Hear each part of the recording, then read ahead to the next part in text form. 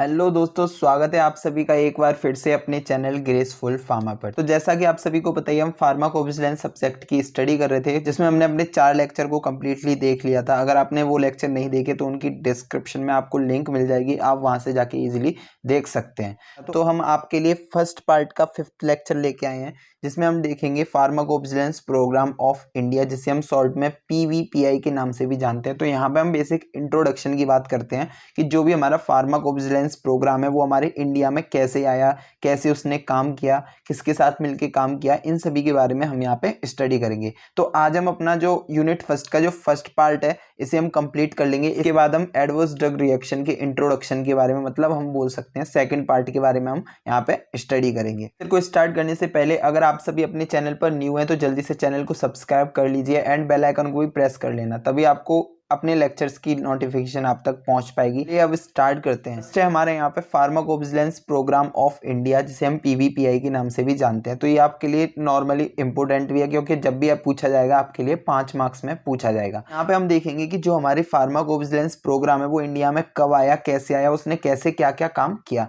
तो यहाँ पे सबसे पहले जो हमारा फार्माकोविजिलेंस है, या हम बोल सकते हैं शॉर्ट में पीवीपीआई है, वो हमारे नेशनल वाइड काम करेगा। मतलब जो भी हमारे, जैसे हम यहाँ पे एग्जांपल लेके चलेंगे, इंडिया है तो वो हमारी इंटरनेशनली काम नहीं करेगी, वो अपने नेशन के लिए काम करेगी। मतलब नेशन का मतलब यहाँ पे होगा कि जो भी हमारी इंडिया है, इंडिया के अंदर कोई भी ड्रग अगर एडवर्स ड्रग रिएक्शन शो कर रही है तो वो उन्हें मॉनिटर करेगी हमारी पीवीपीआई टीम, और उन्हें बाद में रिपोर्ट करेगी वो आपके डब्ल्यूएचओ को। ठीक है, हमारे मेन क्या है कि जो हमारी पीआई है वो उसके भी छोटे छोटे सेंटर्स होंगे इंडिया के अंदर, जो क्या करेंगे, जो हमारी ड्रग से रिलेटेड एडवर्स ड्रग रिएक्शंस हो रही हैं उन्हें वो कलेक्ट करेंगे कि इसकी वजह से ये इफेक्ट, इसकी वजह से ये एडवर्स ड्रग रिएक्शन हो रहा है, इसकी वजह से ये हो रहा है। मतलब एक प्रॉपर डेटा को कलेक्ट करेंगे। डेटा को कलेक्ट करने के बाद वो पीवीपीआई प्रोग्राम को सबमिट करेंगे। तो ये एक आपका नेशनल वाइड है, और जितने भी हमने अभी प्रीवियस पढ़े थे वो हमारे इंटरनेशनल वाइड थे। तो नेक्स्ट है हमारा फार्माकोविजिलेंस प्रोग्राम, शॉर्ट में पीवीपीआई क्या है, ये हमारे बेसिकली 14 जुलाई सन 2010 को लॉन्च हुआ था। ये आपके लिए मोस्ट इंपॉर्टेंट है, ये बहुत ज्यादा पूछा जाता है कि पीवीपीआई आपका लॉन्च कब हुआ था। तो ये बेसिकली 14 जुलाई सन 2010 को लॉन्च हुआ था।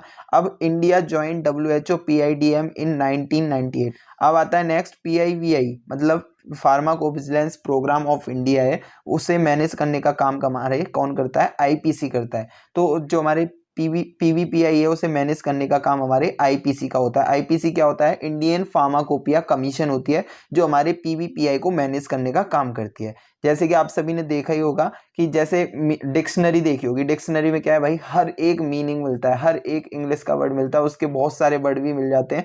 तो ऐसी हमारी जो इंडियन फार्माकोपिया है उसमें ड्रग का लिख रहा होगा, ड्रग की हर एक पूरी हिस्ट्री लिख रही होगी। पीआई होती है वहां पे हमारे क्या होते हैं, वो हमारे आईपीसी के द्वारा मैनेज की जाती है।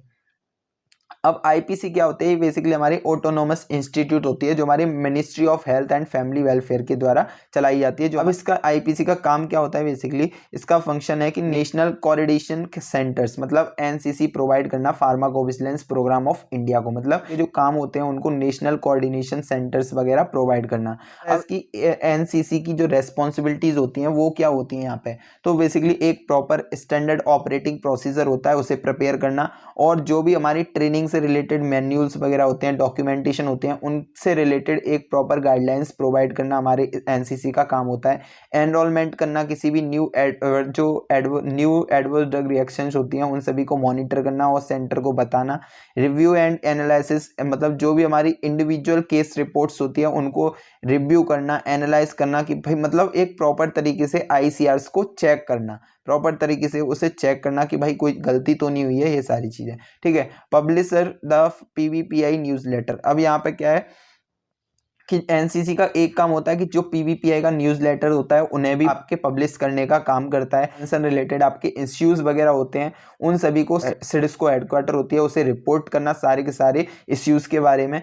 एंड नेक्स्ट है आपका monitor all the adverse drug reactions of medicine being observed in Indian population. इसका मतलब है कि जो इंडिया है, अपनी इंडिया, जो हमारा इंडिया है, इसके अंदर जो भी ड्रग हमारी अगर एडवर्स ड्रग रिएक्शन कॉज कर रही है उन सभी को मॉनिटर करना, उन सभी को डिटेक्ट करना, एनालाइज करना, प्रिवेंट करना, कंट्रोल करना, ये अंडरस्टैंडिंग, मतलब प्रॉपर तरीके से फार्माकोविजिलेंस करना, मॉनिटरिंग करना, देन उसे पीवीपीआई को बताना, ये हमारे सारे के सारे काम इसके हिस्ट्री ऑफ पीवीपीआई या हम बैकग्राउंड करके भी बोल सकते हैं। तो ये बेसिकली पीवीपीआई आया कैसे अपने, क्योंकि इससे पहले क्या था, बस इंडिया हमारा 1998 में बस ज्वाइन हुआ था, बट कोई भी हमारे सेंटर वगैरह नहीं थे, कोई भी हमारे कुछ नहीं था।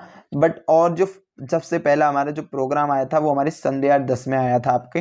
तो 1986 में जो ADR monitoring system for India, बस बेसिकली हमारे जो 12 रीजन सेंटर थे बस वहाँ पे वो स्टार्ट हो चुका था, क्योंकि उसे बट कौन हैंडल कर रहा था, वो हमारे इंटरनेशनल लेवल पे बस हैंडल हो रहा था, बट हमारे इंडिया में कोई भी सेंटर वगैरह नहीं थे, नॉर्मली ऐसे ही काम चल रहा था।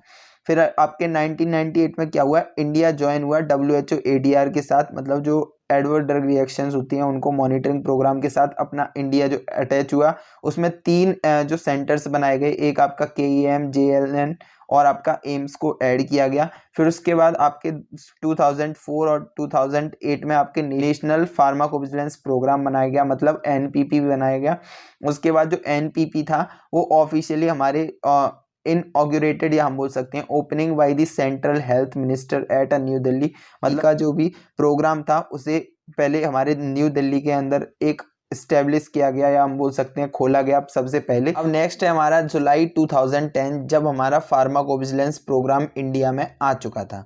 जब तक तो सन 2010 में क्या हुआ, हमारे 2010 में हमारे क्या हुआ था कि इंडिया का जो प्रोग्राम था फार्माकोविजिलेंस प्रोग्राम ऑफ इंडिया, वो हमारे इंडिया में लॉन्च हो गया एम्स न्यू दिल्ली में as a national coordination centre NCC for monitoring ADR in the country. मतलब जो हमारी कंट्री में इंडिया में जो एडवर्स ड्रग रिएक्शंस हो रही हैं उनको मॉनिटर करने के लिए आपके जो पीवीपीआई ने उसने NCC की हेल्प से अपने प्रोग्राम को लॉन्च कर दिया। यहाँ पे कुछ इंपॉर्टेंट पॉइंट्स हैं, जैसे कि हमारे मोस्ट इंपॉर्टेंट पॉइंट हैं जो आपके एक नंबर में पूछ लिए जाते हैं।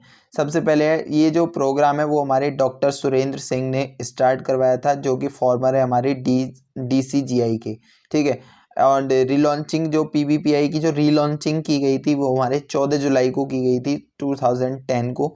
ये सारी चीज़ें याद करके रखनी है। And he is also responsible for the national haemovigilance programme in 2012, मतलब ये हमारे हीमो विजिलेंस प्रोग्राम होता है उसके लिए भी ये हमारे रेस्पॉन्सिबल होते हैं। तो इस लेक्चर में हमने कुछ बेसिक चीज़ें देखी कि जो फार्माकोविजिलेंस प्रोग्राम ऑफ इंडिया है वो हमारे कैसे आया, कब आया और उसका काम क्या था। उसका काम था कि जो नेशनल वाइड में हमारे जो एडवर्स ड्रग रिएक्शंस होती हैं उनको मॉनिटर करना है और उन्हें प्रिवेंट करने का काम करना है। सो अब हमने अपने फर्स्ट पार्ट है जो हमारा इंट्रोडक्शन पार्ट था फार्माकोविजिलेंस का, वो हमने कंप्लीटली डिस्कस कर लिया। अब नेक्स्ट लेक्चर आप सभी को introduction to the adverse drug reaction का मिलेगा, जिसके अंदर हम डेफिनेशन एंड क्लासिफिकेशन देख लेंगे एडीआर की, फिर डिटेक्शन, इन सभी की, मतलब आगे आगे जैसे जैसे हमारे पास टॉपिक मिलते जाते हैं वैसे ही हम आपको स्टडी कराते जाएंगे और आपको लेक्चर्स मिलते रहेंगे। तो अभी तक आप सभी ने अपने चैनल को सब्सक्राइब नहीं किया तो जल्दी से चैनल को सब्सक्राइब कर लो एंड बेल आइकन को भी प्रेस कर देना, जिससे कि आपको नोटिफिकेशन वगैरह मिलती रहे। एंड कम्युनिटी टैब में आपके लिए कुछ MCQs वगैरह डाले जाते हैं, उनका जवाब दिया करो, कमेंट में किया करो। अगर इस लेक्चर से रिलेटेड कोई प्रॉब्लम हो तो मुझे कमेंट में करके बताएं, मैं उसे सॉल्व करूंगा। एंड मिलते हैं नेक्स्ट लेक्चर में। जय हिंद, जय भारत।